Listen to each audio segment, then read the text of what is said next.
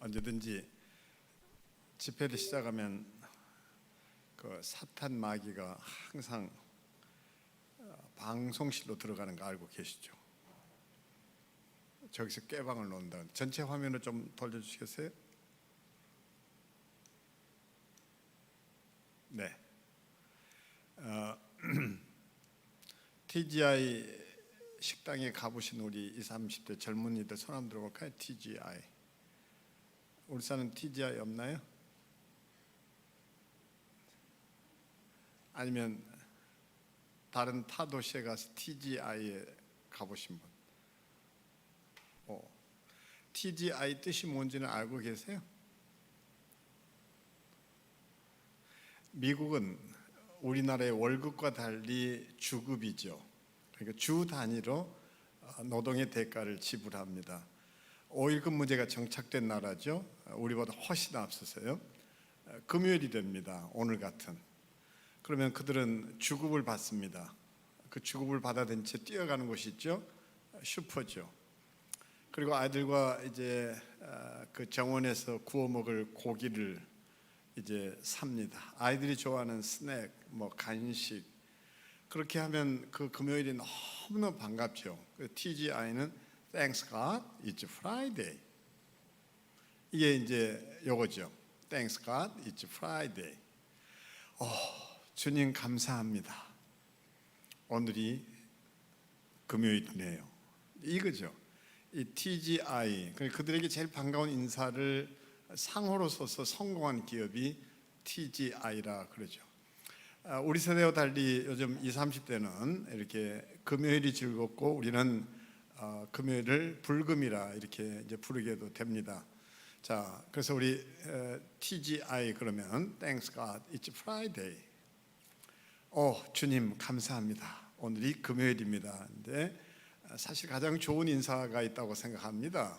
다른 것이 아니라 바로 이거죠. I love family.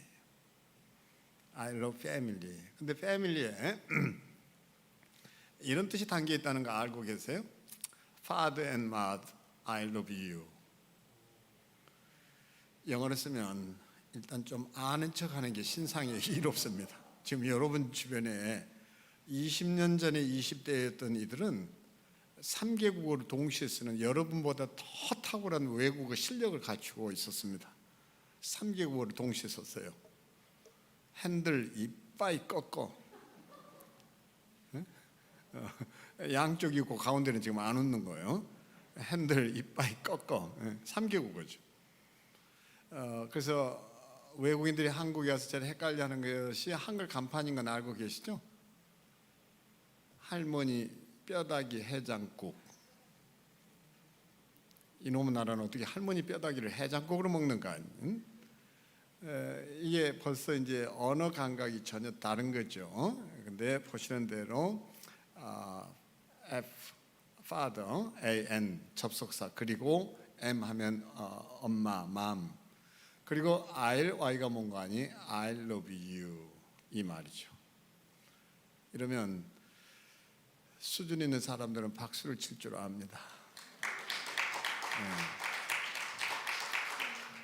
아무리 인류의 종말이 오고 모든 것이 무너져 내려도 끝까지 무너질 수 없는 것은 패밀리다. 우리가 이렇게 얘기하죠. 목사님과 전화 통화를 통해서 이제 특별히 이 아름다운 교회가 가정에 대한 뭔가 새로운 그 출발점을 삼고 싶어 한다는 것을 알게 됐고, 목사님의 그 철학 속에 가정이 자리 잡고 있다는 것이 참 반가웠습니다. 저는 30년 동안 이 가족 생태계를 바꾸는 일에 헌신해 왔습니다. 그러니까 저 부산의 고신의과대학에 있다가 이제 NGO에 헌신해서 올해가 꼭 30주년이 되는 해입니다. 아시는 대로 이 우리 가정이 무너져 내리고 있다. 그래서 가정을 어떻게 가족의 가치를 세울까 해서 이제 시작이 된 건데, 제가 했던 대표적인 일 가운데 하나는 이 자연 생태계가 아닌 사회 생태계를 바꿔놓는 일이었습니다. 그 중에 하나가 가족 생태계였고, 이를테면 대표적으로 저출산 고령화 이원회 이제 대통령 직속의 기구에서 일도 했고, 성매매 거부 남성 10만 서명 운동을 이끌기도 했습니다. 그래서 이 가정 소위 말해서 환경을 어떻게 바꿔놓느냐, 이제 그 가운데 지금도 기억나는 것 하나 있는데 임종휴가 법안도 발의를 했습니다. 그러니까 출산휴가는 주는데 왜 임종휴가는 주지 않느냐, 출생만 소중한 것이 아니라 죽음, 임종도 참 중요하다, 이런 건데요. 작년에 그 정인이 사건으로 아주 온통 세상이 시끄러웠을 때 저는 그 정인이를 묻어준 목사로서 3개월 동안 국민 상주 역할을 하면서 그 죽음의 문제 앞에 참 많은 생각들을 했습니다. 그리고 최근에는 소위 말해서 장례 문화에 똥침을 놓겠다, 이렇게 해서 이제 메멘토 모리 기독 시민연대를 이끌고 많은 장례를 치러주고 있는데, 마지막에 했던 장례가 아주 우리가 전통적으로 갖고 있는 사고에다 이 똥침을 놓는 거였습니다. 이렇게 자연히 문화 비평을 하는 것은 여러분들은 젊은 세대니까 좀 새로운 의식으로 살아갔으면 하는 마음의 소망이 있어서 이 얘기를 꺼내는 건데요. 이를테면 우리 때의 결혼식 풍경을 좀 하나 얘기하자면, 보통의 여성들이 모두 다 아버지 손에 이끌려 결혼에 참여했습니다.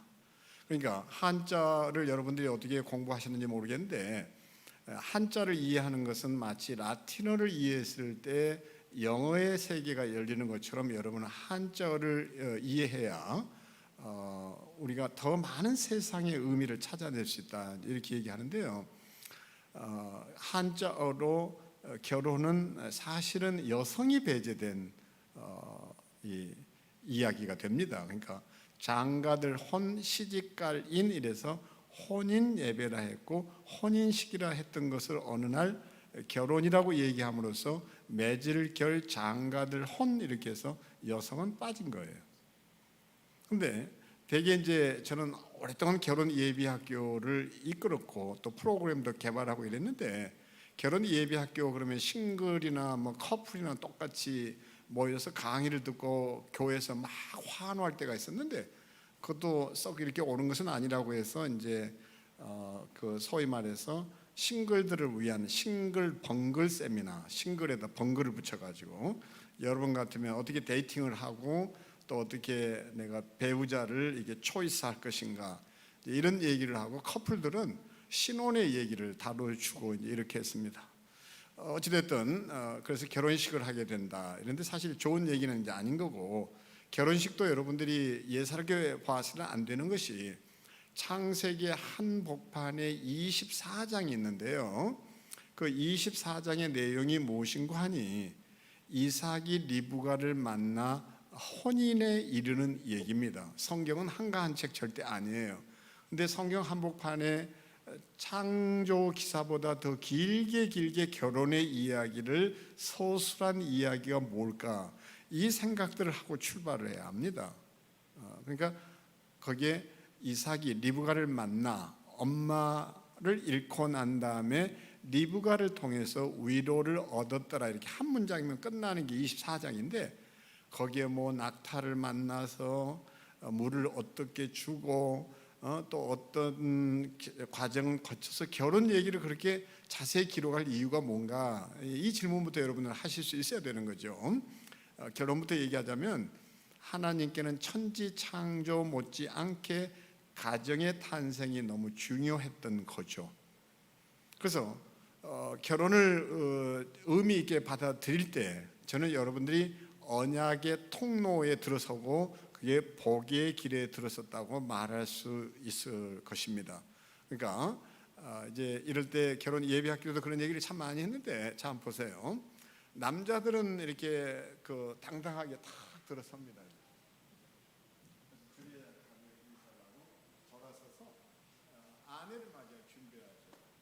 아내를 맞이할 때도 그냥 뻣뻣하게 있지 말고 나의 신부, 나의 누이와 함께 가자 해서 신부의 이름을 부르면서 이렇게 불러드리라. 그러면 이제 신부는 아빠 손을 잡고 이렇게 이제 걷죠, 그죠?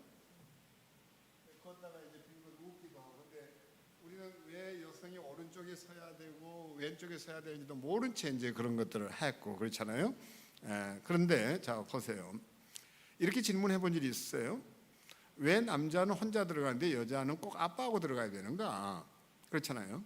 그 아빠하고 사이가 좋은 딸은 괜찮은데 아빠하고 사이가 안 좋으면 그 순간에 기분이 어떨까? 더더군다나 친아빠가 아닌 때는 또 어떻게 하나?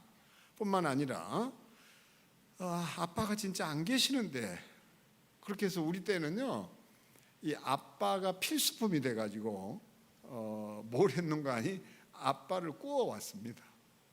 돈을 주고 샀어요. 그렇게 아픈 시절이 있었어요. 그렇죠?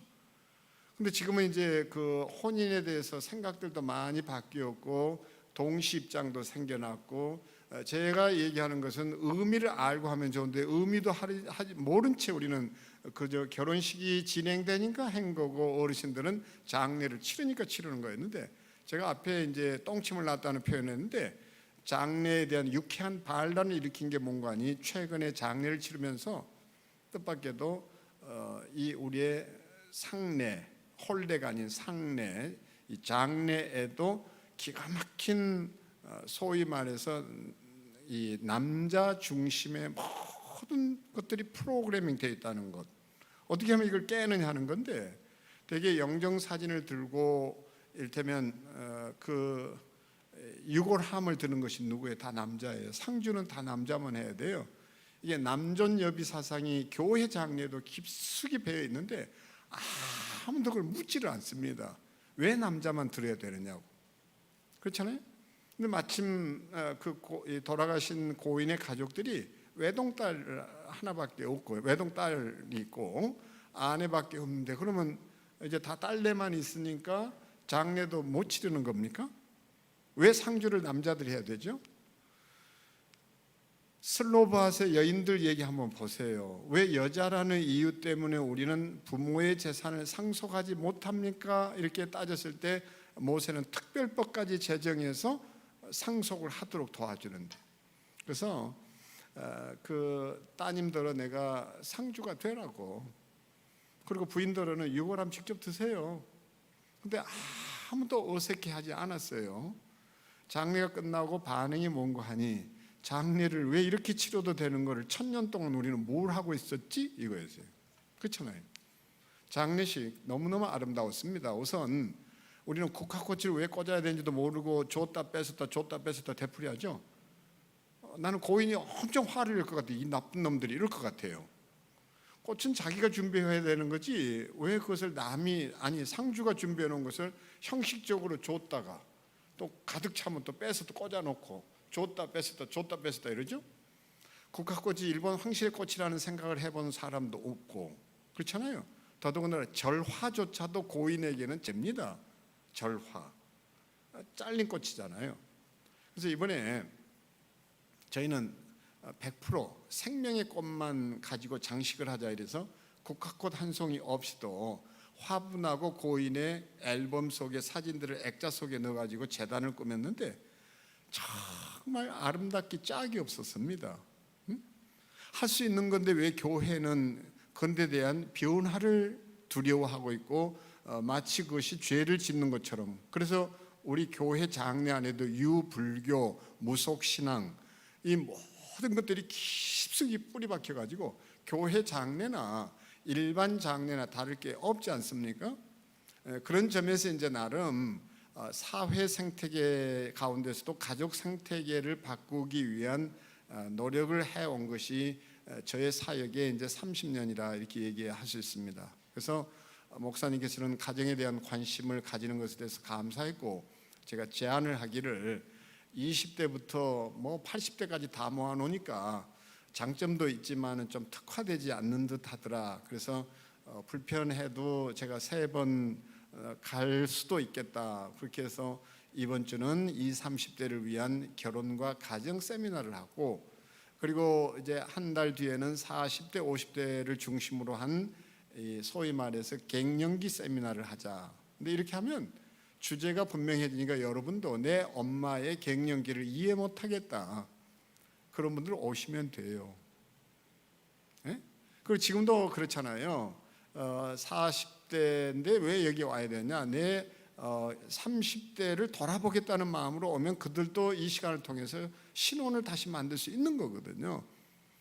그렇지만 주제를 그렇게 선명하게 그으면 훨씬 아름답겠다. 그렇게 해서 이제 60, 70대에게는 해피엔딩 스쿨이라고 그렇게 해서 우리 인생의 노년 이거 어떻게 보내야 할 건지 그렇잖아요. 저는 그렇게 해서 장래에 대한 얘기를 제대로 듣기만 해도 여러분들이 장래업자한테 등골 빼먹히는 일이 없을 거라고 확실히 믿습니다.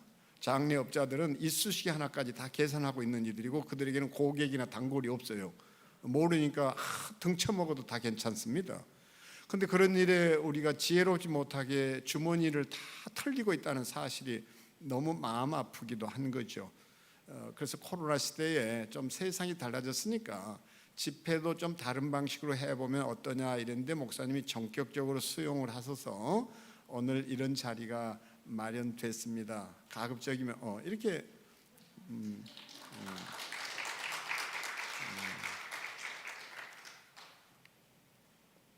그래서 이런 제안을 받아들이는 교회 목사님도 수준이 있지만 당회나 성도들이 참 대단하구나. 또 이 위중한 상황 속에서도 방역 기준을 지켜가면서 프로그램을 하셨다는 것. 그래서 겁먹지 마십시오. 분명히 말씀드리지만 저는 지금까지 강의에 인벤토리가 하나 있는데 이겁니다. 참석자의 머리수를 헤아리지 말고 심장 박동수를 헤아려라.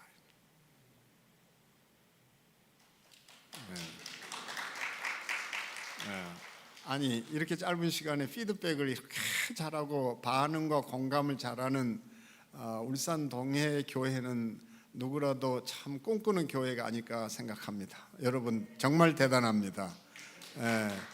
그래서 사실 목사님께 슬쩍 제안하기는 이제 토요일도 금요일 저녁 이 불금에 전체 집회로 하고 이제 토요일은 아침부터 해서 저녁 시간까지 하고 점심도 교회 젊은이들이 할 때는 중장년의 어머니 세대가 와서 밥도 해 나누고 이제 이런 제안을 했었는데 지금 코로나 상황이 교회에서 밥해 먹고 있기는 어렵고 해가지고 시간이 짧아졌지만 아마도 방역 기준이 좀 달라지고 하면 토요일 모임도 더 길게 할 수도 있고 여러 가지 저도 오늘 교회를 파악해보고 다음 달에 또 그 세미나를 새롭게 디자인할 수 있을 것이라는 많은 기대를 갖고 왔습니다.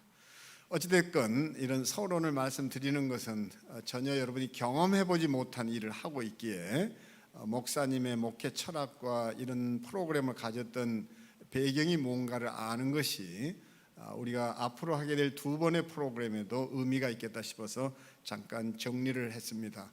제가 아침마당에 얼마를 나오고 방송을 얼마나 진행했고 이런 게 중요한 게 아니라 어떻든 여러분들을 그래도 잘 도울 수 있는 입장에 있다는 것. 사실 하고 싶은 얘기는 질의와 응답의 시간이기도 해요. 그래서 여러분이 궁금해한 것을 다 털어놓고 좀 거기에 대해서 진솔하게 가슴 열어놓고 얘기도 하고 싶어하고 여러분들 가운데 결혼에 대한 꿈이 있다면 저희 집의 사례를 구체적으로 들어서 얘기도 하고 싶고요. 제가 서울 사랑의 교회에 있었습니다. 그렇게 해서 늘 5월이면 가정 설교를 많이 했었는데 어느 해 오래된 얘기인데 가정에 대한 설교를 할 때 선택의 원리를 얘기했습니다. 그래서 우리 집에 아이가 이제 미래의 며느리감을 데리고 와서 아빠 얘 어때요? 이렇게 묻는다면 나도 모르게 내 입에서 튀어나올 얘기가 하나 있을 거라는 생각을 했습니다. 야, 걔 몇 살이냐? 응? 연상 아니냐? 너 그거 감당할 수 있을 것 같아? 그리고 걔 집안이 뭐 하는 집안이래? 에? 너 앞으로 비즈니스 하는데 좀 도와줄 만한 재정력 그런 것을 갖춘 집안이니? 그리고 걔 성격 MBTI로 무슨 유형이냐? 야, 그 유형 같으면 너 감당하기 참 어려울 것 같은데 ESTJ하고 INTF는 좀 다를 것 같다. 에? 거기다 걔 어느 학교 나왔냐? 야, 너처럼 그도 무슨 외국 유학은 좀 다녀온 애라야 좀 이 지적인 능력이 좀 이렇게 기울지 않고 이렇게 살아가는 거 아니냐? 그리고 걔 사는 것 괜찮니? 뭐 이제 앞에 B를 제가 잘못 설명했습니다. 그 집 배경은 어떠냐? 이제 이해하면 너 그 집의 경제력은 어떠냐? 그리고 걔 얼굴 자세히 좀 봐라. 견적 엄청 나온 얼굴이다 그거. 응? 그래서 나도 모르게 영어에 A, B, C, D, E, F, A, age, B, background, C, character, D, degree, E, economy, 그리고 F, face. 이런 식으로 내가 내 며느리감을 재단하고 있을 것은 아닌가.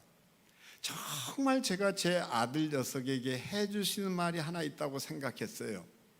걔도 우리처럼 하나님을 하늘에 계신 우리 아버지 이렇게 고백하는 하늘 가족 맞니?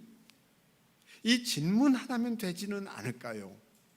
하고 많은 성인들 앞에서 이제 가정을 꾸미는 얘기를 했고 그 얘기에 사람들이 박수치고 환호하기까지 했습니다. 너무 명쾌한 얘기를 했기 때문에. 그런 중에 청년대학부 학생들이 사랑의 교회니까 수만 명이 모이는 교회에 수천 명이 제 메시지를 듣지 않았겠어요. 그때 말이죠, 그 자신의 일기에다가 저녁 시간에 돌아가 이렇게 일기를 쓴 애가 있었다는 거예요. 예준이, 우리 집에 둘째 아이가 예준이었는데 이 녀석도 대학부 청년부에 속해 있다 보니까 친구 또래들이 있었던 것 같고, 예준이 아빠가 내 시아버지였으면 좋겠다 이런 아이도 있었다는 거예요. 근데 정말로 어느 날 때가 돼서 제 아들 녀석이 아빠 얘 어때요? 하고 정작 데리고 온 거예요. 근데요, 얘도 우리처럼 하늘에 계신 하나님을 우리 아버지라고 고백할 수 있는 애 맞니? 라고 물으라 했던 제가 막상 딱 그 며느리 될 아이하고 부딪히니까요, 뭔지 모르게 딴 얘기를 하고 있는 것 같고, 또 분명히 그렇게 신앙생활을 잘하고 있다는데도 나도 모르게 과욕이겠죠. 얘는 이랬었으면, 내 며느리는 좀 이런 집안이었으면. 그 중에 하나가 정직하게 얘기했어요. 기왕이면 목회자 가정의 딸이라면 서로 이해하고 자주 어울릴 텐데 저 시골에 계신 분인데 같이 모이기는 참 어렵겠네, 이런 생각도 들고, 본인이 하겠다는데 내가 뭐라고 얘기할 그거는 아닌 것 같고, 본인의 선택인데 그래서 좋다고 했습니다. 근데도 마음속에는 조금은요, 그게 5%일지 3%일지 10%일지는 모르지만 뭔지 좀 아쉬움이 있는 거예요. 그렇게 해서 이제 몇 번 지나고 다시 만나게 됐을 때인데, 뜻밖에도 거기서 옛날 얘기가 나오기 시작했습니다. 제가 사랑하는 교회 설교했던 얘기도 나오고, 그때 참 청년 대학부 학생들한테 정말 인기였었다는 뭐 얘기도 하고, 그리고 설교 얘기도 나왔었어요.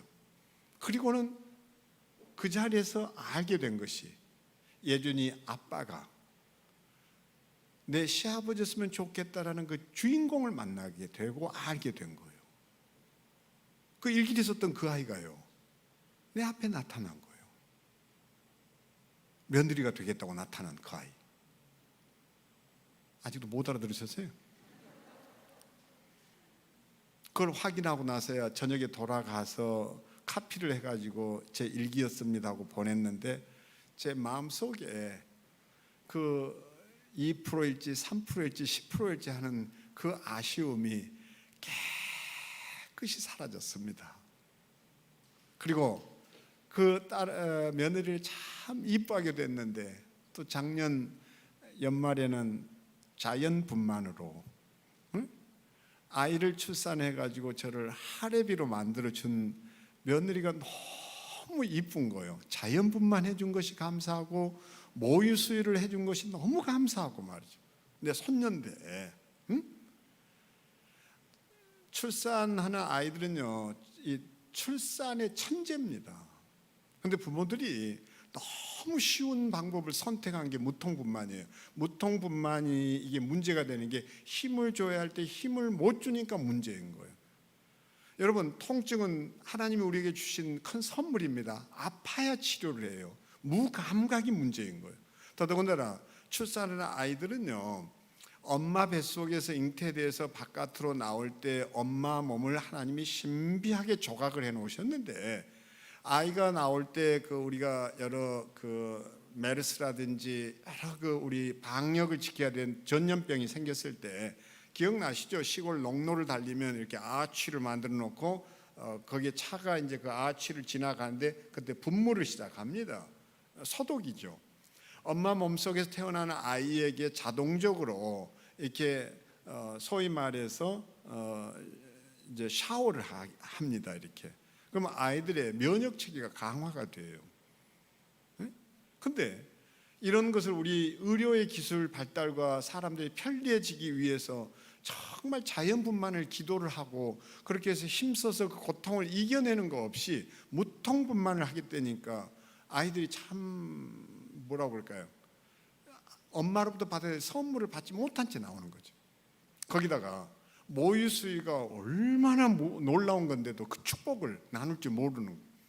근데 그런 걸 해주는 며느리가 얼마나 마음속에 고마운지. 또 며느리 부탁이 그런단 말이에요. 시집을 오자마자 아버님, 저 아버님이 못다 하신 철인 3종 경기를 같이 하고 싶다고. 응? 제가 마라톤을 2번 완주를 했습니다. 네, 이렇게 감탄할 줄 아는 사람들은 참 훌륭한 분들이에요.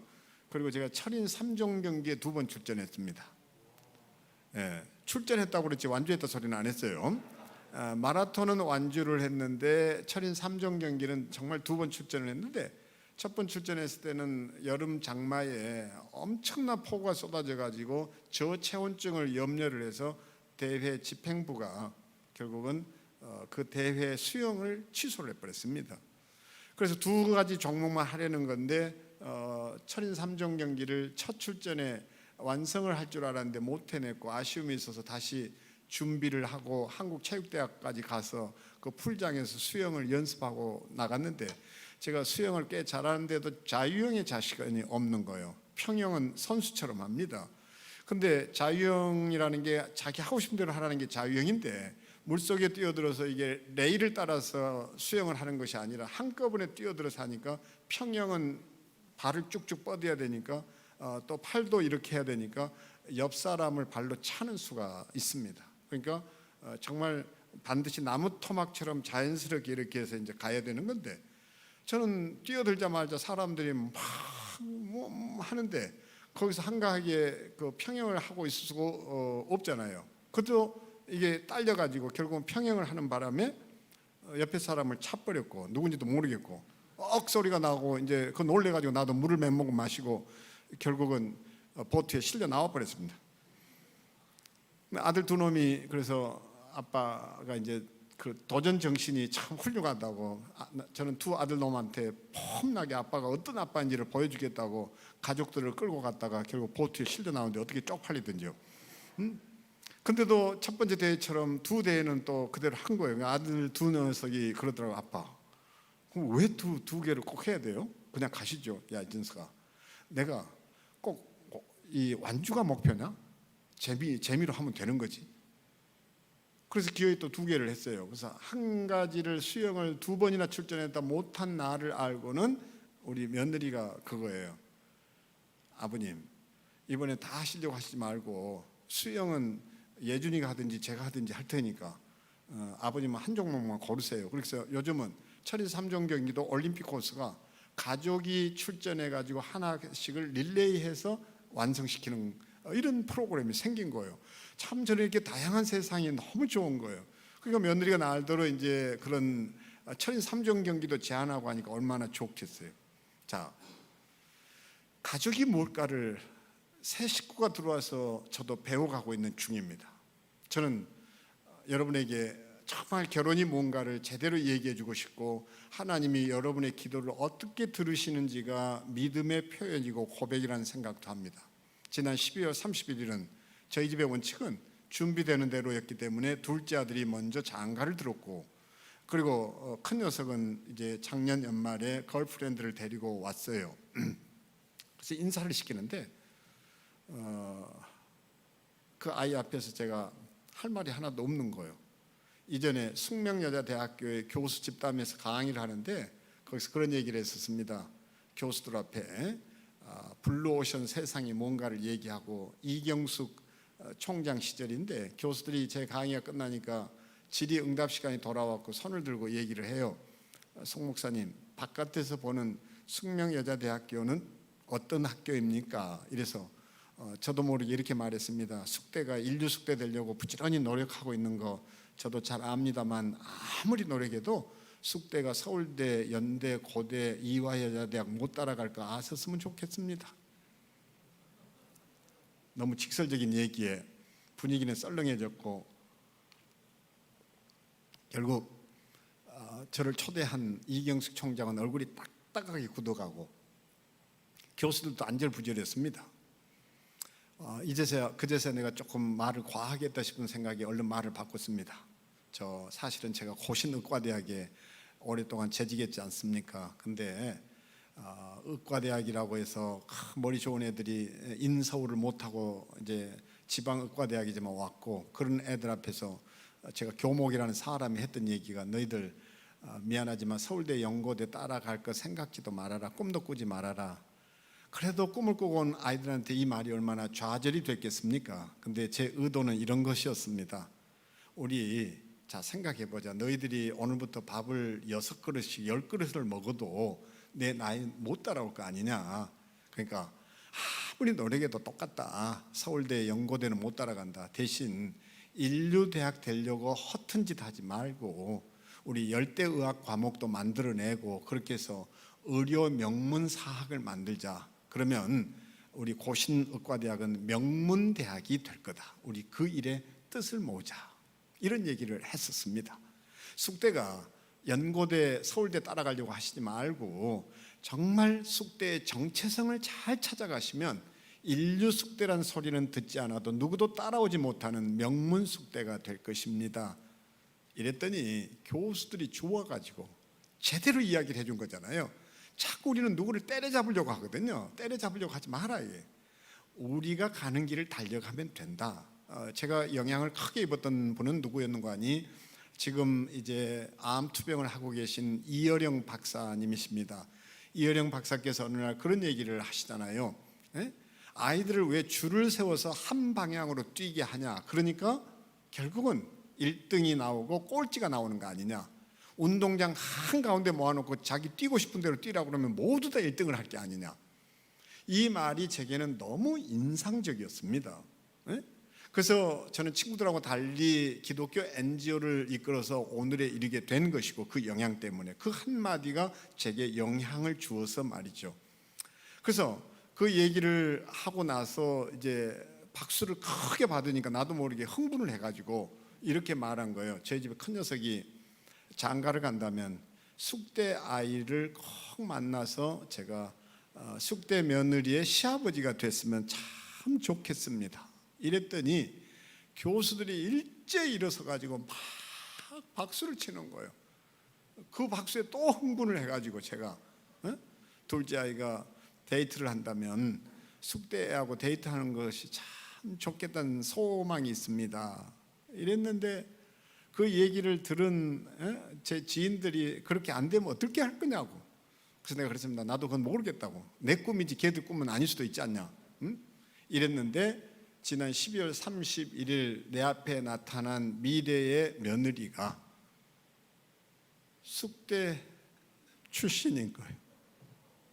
그래서 내가 아무 소리 안 하고 축하합니다. 그리고 그 스토리를 얘기를 해줬어요. 내가 이런데 어떻게 너를 거부하겠니? 우리 집 며느리 되겠다는 거 참 축하한다. 그리고 둘째 아이 때하고 달리 참 즐겁게 식사를 했습니다. 그리고 제가 그랬어요. 참 고맙다. 근데 한 가지 부탁이 있다. 큰아이가 뭐냐고 그래서 야, 꼭 주례를 남자가 해야 되냐? 저는 둘째 아이 장가 갈 때도 저 뒤에서 입장이 아니라 양쪽에서 양가의 부모들하고 함께 동시 입장했습니다. 아이들 데리고. 그래서 한가운데 세워놓고 우리가 이 혼인 예식을 꾸몄습니다. 그리고 실제로 아빠 찬스라고 할까, 아빠가 잘 아는 유명 목사들 친구들 데려다가 이렇게 주례하고 그런 거 하지 말고 너희들이 너가 좋아하는 목사님 모셔와라. 네? 이랬어요. 대신 아빠 친구 가운데 최일도 목사가 있으니까 아빠가 참 좋아하고 너희들도 좋아하지 않냐. 그러니까 혼인 예식 앞서서 성찬식 우리 같이 하자. 그래서 너는 두 분의 주례자를 모셨다고 생각하면 된다. 그리고 신혼여행지 갔다 오거든 똑같이 선물 준비해서 똑같이 인사드리고 하거라. 이렇게 해서 저희 아이는 두 사람의 주례를 모시고 이제 결혼을 한 거였습니다. 혼인을 했어요. 우리는 그 틀을 또 깼거든요. 그래서 형도 이제 지 동생 결혼하는 걸 봤기 때문에 내가 그랬어요. 야, 그 남자가 해야 되냐? 너 숙대 그 이경숙 총장이나 현직 총장님 내가 잘 아니까네 인사도 하고 좀 혼인 주례해달라면 되지 않을까? 왜 그러면 제가 또 다른 친구 데리고 와서 또 애들도 성찬식으로 우리 꾸밀 수 있으니까 왜 꼭 한 명이야 되느냐? 좀 제발 우리 생각이 좀 이렇게 바뀌어야 되는데 우리는 앞에 했던 이 법칙을 바꾸지를 못합니다. 이것을 경로의존성이라 이렇게 얘기합니다. 경로의존성. 다시 말하면 지금도 로켓을 발사하는데 추진 발사체를 좀 더 큰 것을 사용하기를 우주과학자들은 원합니다. 근데 그렇게 그 큰 우주 발사체 추진체를 쓰지 못하는 장애물이 하나 있는 것은 모든 물류 이동의 철로가 로마에서 달리던 마차 두 마리의 엉덩이 폭으로 정해져 가지고 이걸 못 바꿉니다. 모든 길은 로마로 통한다 이랬을 때 그 로마의 길을 달렸던 마차는 말 두 필이 끄는 말 두 필 엉덩이 폭이 오늘날의 철로의 폭인 거예요, 정확하게. 근데 이거를 지금 바꾸지를 못하는 거예요. 그러니까 항상 우리는 변화되어야 한다는 걸 알면서도 변화되지 못한 채 그 길을 끌려가는 것, 이거란 말이죠. 저는 우리가 의식이 있고 생각이 있는 사람이라면요, 다른 것이 아니라 나의 장래는 어떨까, 나의 혼인은 어떨까, 나는 어떻게 배우자를 선택하고 어떤 믿음으로 나아가야 할 것인가를 설계를 해야 되는데, 청년들이나 일반 청년들이나 교회 청년들이나 다를 게 없다라는 것은 우리 신앙이 뭔가를 다시 좀 되물어 봐야 할 것 아닌가. 저는 여러분들이 제발 잠도 좀 푹 주무시고 살게 되기를 바랍니다. 청교도의 빛과 그림자 가운데 하나가 하나님께 영광을 돌린다면서 잠을 내쫓게 만들었고, 그렇게 해서 출세를 하면 하나님께 영광을 돌린다고 생각하는 바람에 하나님이 주신 축복이 잠이라는 것, 꿀잠도 모른 채 우리는 잠충이란 말을 들어가면서 결국 건강을 해친 거예요. 그런데 수면 부족이 우리에게 가져다 주는 엄청난 의학적인 비용 부담을 알고 계십니까? 우리가 여태까지 생각하고 따라왔던 신앙의 모든 기준과 신앙의 기본 문법을 깨뜨리라는 것이 코로나를 통해서 한국 교회에 주신 메시지입니다. 우리의 신앙의 문법을 바꾸려는 거예요. 신앙의 문법을 바꿔라. 그런데 우리는 여전히 정신들을 못 차리고 있으니까 코로나 이전이나 이후나 변함없이 같은 것을 되풀이하면서 세월을 원망하고 코로나를 탓하고 삽니다. 자, 그 성경 구절 하나 펼쳐놓고 보겠는데요, 하나님의 선교의 대명령이 뭡니까? 사도행전 1장 8절입니다. 같이 찾아서 읽을까요? 사도행전 1장 8절. 그리고 잔소리 같지만 잔소리라도 괜찮겠고, 우리 울산 동해교회 젊은이들 위해서 양옆에 위층에 계시는 우리 어른 세대들 한번 기립해서 박수 쳐 주시게 되기를 바랍니다. 일어서 기립하셔서 박수 한번 쳐 주세요. 근데 왜 박수 치라고 했는지는 알고 치신 거예요? 지금 한 사람도 빼놓지 않고 자기 성경을 다 가지고 있어요. 이거요, 절대 쉬운 일 아닙니다. 네, 이제 앉으세요. 옛날 어르신들이 장사하시는 분들이 마진이 없다 그런데 마진이란 말이 영어로는 여백 이런 의미도 있습니다. 이익이란 의미만 있는 게 아니라 여백.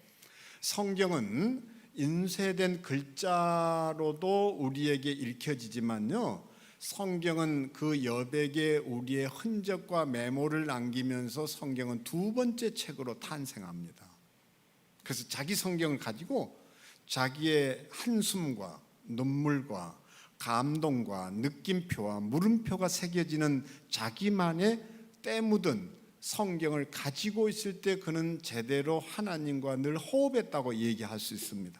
물론 저도 이 설교 직전에 핸드폰을 많이 쳐다보고 합니다. 카톡을 뭐 이렇게 본다든지 뭘 이런 게 아니라 영어 성경까지 다 들고 다닐 수 없고 하니까 가끔은 헷갈릴 때가 있어요. 갑자기 설교 직전에 그러면 꺼내서 NIV 영어 성경으로 이 뜻이 요거 맞나 하고 살필 수도 있고, 떠오르는 귀절이 검색 기능을 갖추고 있으니까 살펴서 얼른 메모도 하고 분명히 이거 의존 많이 합니다. 그럼에도 불구하고 성경이 우리가 이 소위 말해서 나의 손으로 필사를 한 성경과 여기 형광펜으로 칠한 거하고는 엄청난 차이가 있습니다. 요즘 제가 장례를 치르면서 국화꽃 대신 메모리얼 테이블을 강조하고 있습니다. 그래서 큰 테이블에다가 고인이 쓰셨던 유품들을 가져다 놓게 하는데 이게 그렇게 감동이에요. 근데 많은 자녀들의 비혼하는요, 아버지 어머니가 끝까지 붙잡았던 성경책이에요. 누구도 버리지를 못합니다. 어느 날 아버지 어머니가 그립습니다. 아버지 어머니의 손때 묻은 성경을 펼칩니다. 그때 밑줄만 찾아 읽기 시작합니다. 저는 그래서 아이 둘을 미국에서 키웠는데요, 아이들한테 잔소리해서 책 읽게 하지 않았습니다. 이걸 넛지 기법이라는 거 아시죠? 옆구리를 살짝 찔러서 변화된 행동을 유도해내는 거죠. 이렇게 은근히 옆구리를 찔러서. 제가 읽고 싶었던 책을 미국 집회를 가면 잔뜩 들고 가기도 하지만 아이들한테 읽었으면 하는 책을 들고 갑니다. 그리고 집회를 끝나고 주가 너무 거리가 멀고 다르면 가기도 어렵고, 또 아니면 거기를 꼭 들렸다 오면서 제가 책 보따리를 풀어놓곤 했습니다. 아빠가 이거 다른 짐 때문에 들고 가기 힘들어, 그러니까 여기 꼭 좀 잘 보관 좀 해주라. 근데 아빠 책이니까 읽을 생각하지 말고. 그러면 애들이요 더 호기심이 가요. 금기어에 대해서는 사람들이 도전하고 싶은 마음들이 있습니다. 그래서 뭐야?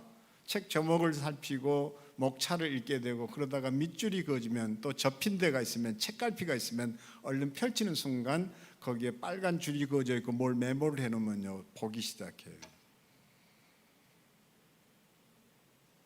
그래서 자기 성경을 갖는다는 것은 정말 중요한 일입니다. 저희 교회는 그래서 빔 프로젝트 못 쓰게 합니다. 이를테면 챈스 일병의 기환이라든지 이런 어떤 대사 같은 걸 직접 보여줘야 할 때 미국 사람들이 죽음에 대해서 어떤 존엄함을 지켜내는가를 말로 설명할 수 없으니까 영화를 통해서 아프간 전쟁에서 돌아온 그 시신을 다루는 미국 국민들의 죽음에 대한 자세를 보여주기 위해서 영상 띄웁니다. 그러나 성경 구절을 보여주기 위해서는 안 합니다. 정작 영어로 몇 개 구절을 대비해야 될 때는 띄웁니다. 그러나 가스펠송 가사 띄워주고 뭘 하고, 그러니까 사람들이 너무 편리하게 생각해가지고 이렇게 와요. 그냥 이렇게 보고 날려버립니다. 휘발성이 너무 강합니다. 그리고 잃어버릴 가능성이 너무 많고, 또 더 중요한 것은 여러분이 어플을 다시 옮긴다고 하지만 2년마다 핸드폰 바뀌고 그러면 여러분은 여러분의 역사를 스스로 다 지우고 있는 거예요. 근데 성경책은 아니에요. 아날로그가 참 중요하고, 이 때문에 이어령 박사는 디지털과 아날로그를 합쳐서 디지로그라고 그랬는데 우리는 너무 쉽게 이걸 날려버리는 거예요. 오늘 여러분의 이런 성경책을 얼른 펼치고 펜을 들고 있는 모습에 감동이 돼서 제가 이런저런 얘기를 주절주절 했습니다. 1장 8절 같이 다시 읽겠습니다. 시작.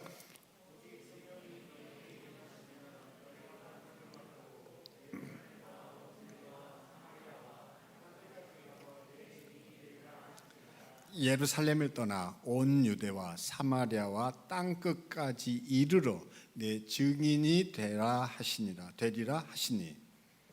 그래서 1장 8절을 선교의 대명령이라고 하는데, 그들은 이 명령을 따라서 예루살렘을 떠나 유대와 사마리아 땅 끝까지 흩어졌나요?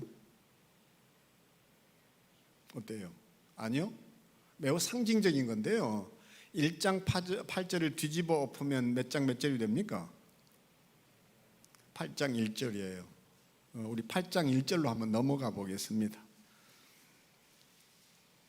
같이 한번 한 목소리로 읽겠습니다. 시작.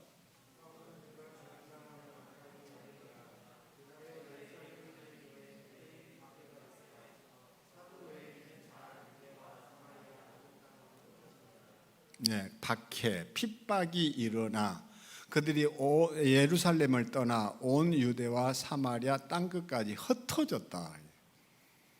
그러니까 보세요, 저는 이렇게 해석을 했습니다. 1장 8절을 뒤집어 보면 8장 1절인데, 그들이 가지 않으니까 하나님께서 그들을 예루살렘을 떠나게 하시는 방법으로 썼던 것이 박해와 핍박이었어요.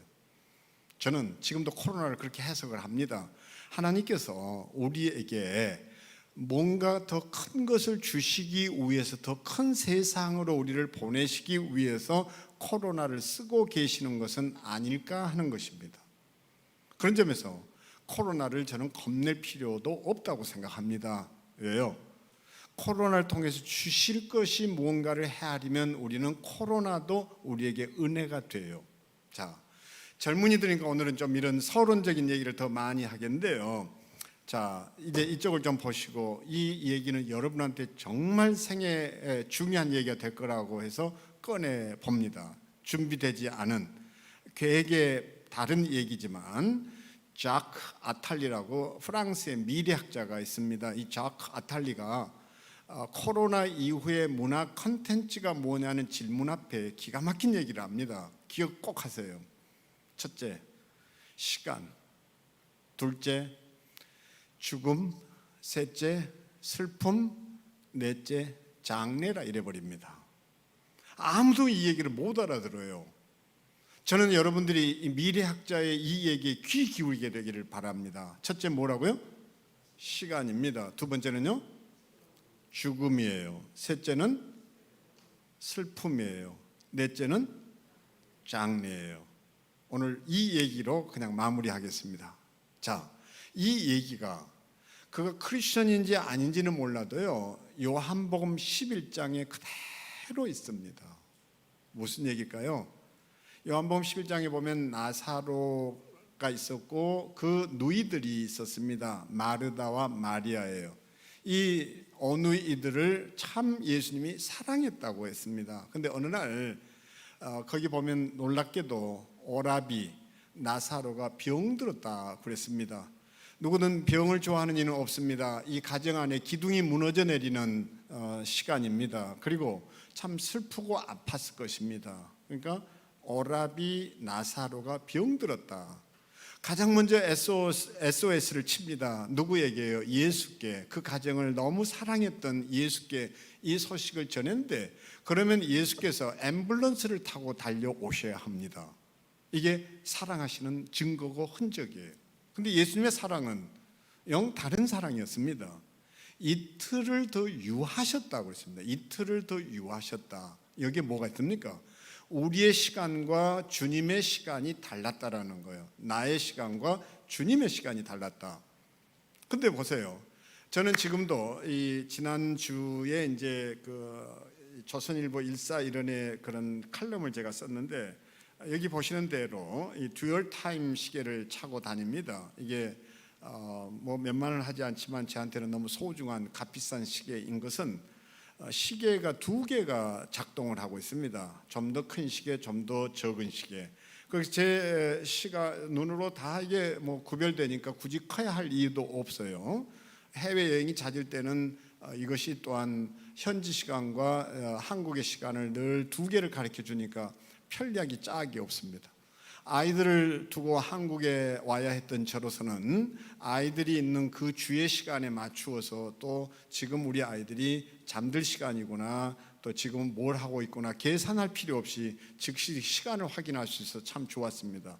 해외여행을 떠나지 못한 지금에도 저는 매일처럼 일어나면 이 시계를 꼭 차는 것으로 하루 일과를 시작합니다. 저는 우리 젊은 20, 30대에게 권합니다. 행복 습관이 있다고 얘기했고, 여러분이 아는 대로 코비에 의해서 7가지 습관 얘기되는데요, 정말 여러분의 행복 습관은 딱 한마디로 얘기하면 리추얼입니다. 리추얼. 서울대학 종교학과의 배철현 전 교수께서는 이렇게 얘기하죠. 내가 새날을 맞이해서도 오늘 출근할 일이 없다고 해서 세수를 하지 않는다면 그는 여전히 어제를 살고 있는 사람이다. 그래서 세수가 뭐냐? 하루를 시작하는 리추얼, 의례라고 얘기했습니다. 의례, 리추얼. 그럼 보세요. 우리가 세수한다 그러면 이게 물세에다가 손수입니다. 그러니까 손을 씻는 것이 세수인데 우리는 세면, 얼굴, 세면까지를 포함해서 우리는 세수한다 이렇게 표현합니다. 그래서 손을 씻는다는 것은 뭔가 하니 그 사람이 이제 손을 털었다, 손을 씻었다라는 말은 그 범죄 집단에 속해 있다가 그 세상에 이제 손을 털고 손 씻었다. 그리고는 새로운 세상을 산다라는 은유였던 것이죠. 자, 그런데 손을 씻는다, 세면을 한다, 이것은 곧 뭔가니 새 날을 여는, 자기 자신에게 알려주는 거예요. 세수한다. 근데 여성들은 세수만 하고 끝나는 게 절대 아닙니다. 뭐냐? 여성들이 하는 건요, 화장을 시작합니다. 메이크업 한다고 그러죠. 근데 이 메이크업 하는 것을 놓고 우리는 돈을 갖다가 바른다, 이렇게 중년 남성들이 아내를 비꼬고 낭비라고 생각하는데 아니요, 그것은 기억하셔야 합니다. 모든 여성들의 고향은 저 충청도도 서울도 아니고 여성들의 가장 그 아름다운 고향은 여성들의 고향은요, 따라하겠습니다. 아름다움이다. 여성들의 고향은 아름다움이에요. 그래서 메이크업 한다라는 것은 뭔가 하니 하루를 시작하는 자기를 향한 축복이에요. 이해가 되셨어요? 네. 좋아요. 그러면 여성들은 그 화장을 통해서 자기 마음을 추스리고 하루를 이제 시작을 하는데, 남성들은 세수와 함께 출근하는 동안에 구두끈을 매는 것이 리추얼입니다. 그러니까 서양하고 우리하고 다른 것은 우리는 이 캐주얼화를 신습니다. 근데 서양 사람들은 좀 귀찮은 일을 해요. 그게 뭔가 하니 반드시 윙팁이라고 니갈이라 해서 구두끈이 있는 이 신발을 신습니다. 그래서 맸다 풀었다, 이거 귀찮은 걸 되풀이해요. 이게 구두를 오래 보존하는 일이기도 하지만요, 구두끈을 묶는 것이 그들에게는 하루를 시작하는 리추얼이에요. 여러분들이 이제 직장 생활을 하기 위해서 또 나중에 뭐 이력서를 쓰고 이제 이런데 그 리주메라고 해서 이력서의 한자어는요, 발리자의 단일역자의 기록서예요. 발로 다닌 역사가 이력서예요. 그러니까 가볍게 생각하면 안 됩니다. 여러분들이 이를테면 영어를 못해가지고 미국 사람들한테 무시당할 일 절대 없습니다. 근데 여러분들이 이 국제적인 매너를 모르면요, 반드시 그 야만인 취급을 받습니다. 이를테면 와인 건배를 할 때도요, 와인은 잔으로 부딪히는 거 절대 아니에요. 근데 우리는 무식하게 와인까지도 텅 하고 부딪히고요, 얼굴은 쳐다보지도 않습니다. 와인은 반드시 뭘 하는 거 아니에요? 손만 이렇게 들고 눈을 마주치는 거예요. 눈으로 인사하는 거예요. 이건 들기만 하고. 근데 우리는 갖다 쨍 이러면 얼굴은 안 봐요. 그런 것들 이제 다 보여줄 수 있는데요, 좀 미안하지만 문재인 씨가 누군지 외국에서는 모르는 사람 수도 없이 많습니다. 근데 삼성의 이재용은요, 모르는 사람이 거의 없을 만큼 인지도는 이재용입니다. 근데 인도의 수상을 만나러 갔을 때 이재용도 함께 참여했는데요. 문 대통령 앞에서 인사를 하는 이재용의 매너가 삼성의 가치를 뚝 떨어뜨립니다. 이 절하고 악수를 동시에 하는 민족은 우리 민족밖에 없어요. 요거요. 미국 사람이라면 반드시 인사나 뭔가 눈을 마주쳐요. 눈을 마주쳐요. 아이 컨택. 근데 우리는 이래요. 높은 사람 앞에 너 이러면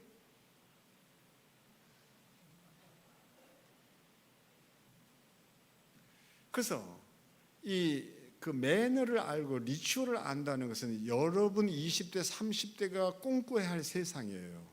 커피도 이거를 왜 이 잔을 받침을 꼭 둬야 되는지 모르는 사람이 너무 많아요. 그래서 스탠딩 파티를 할 때나 이럴 때 보면 청와대 가신 분들도 이 받침은 들지도 않고 이러고 다니면서 마시고 인사를 해요. 내가 손을 들고 이렇게 했더라는 것은요, 악수를 안 하겠다고 아예 거부를 하는 사인이에요. 이게 왜 있는 거 아니? 이게 이동 테이블입니다. 그러니까 이렇게 해서 반드시 마시게 돼 있어요. 이게 흘리는 거 받치려고 한 거 아니에요. 마시고 언제든지 손 내밀게 돼요. 그러니까 언제든지 이동하게 되는 거예요. 앉아서도 그래서 이렇게 하는 거예요. 근데 이런 걸 모르면 여러분들이 영어를 몰라서가 아니라 국제 언어인 이 매너를 몰라가지고 여러분들이 개무시 당하는 겁니다. 그러니까 미국의 대통령은 아이들 앞에서 인사할 때도요, 반드시 하는 게 뭔가 아니 아이들의 키에 맞추어서 인사를 할 줄 압니다. 아이가 다가오면 반드시 이렇게 해서 아이하고 이렇게 인사해요. 우리는 엉덩이를 내밀고 이러고 있어요.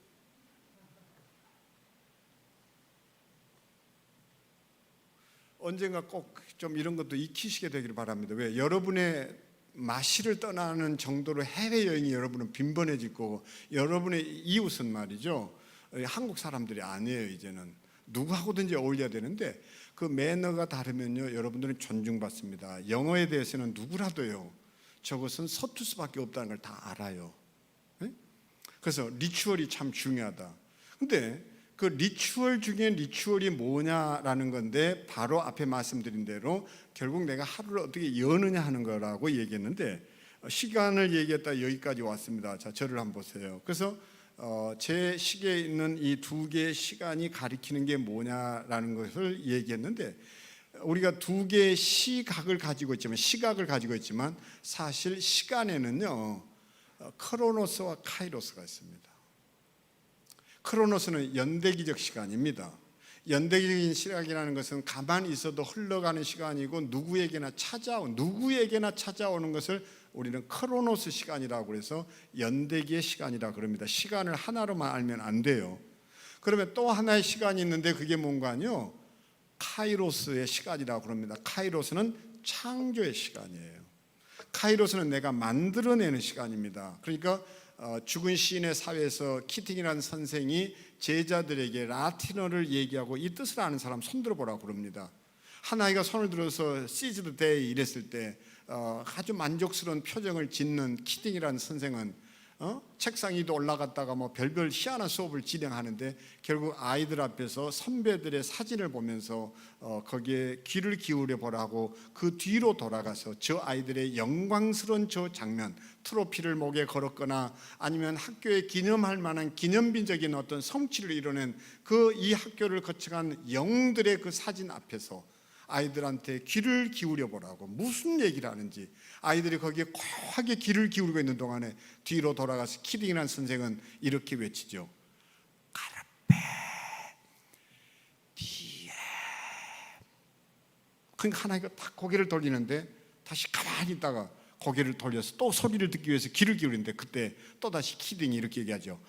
카르페 디엠.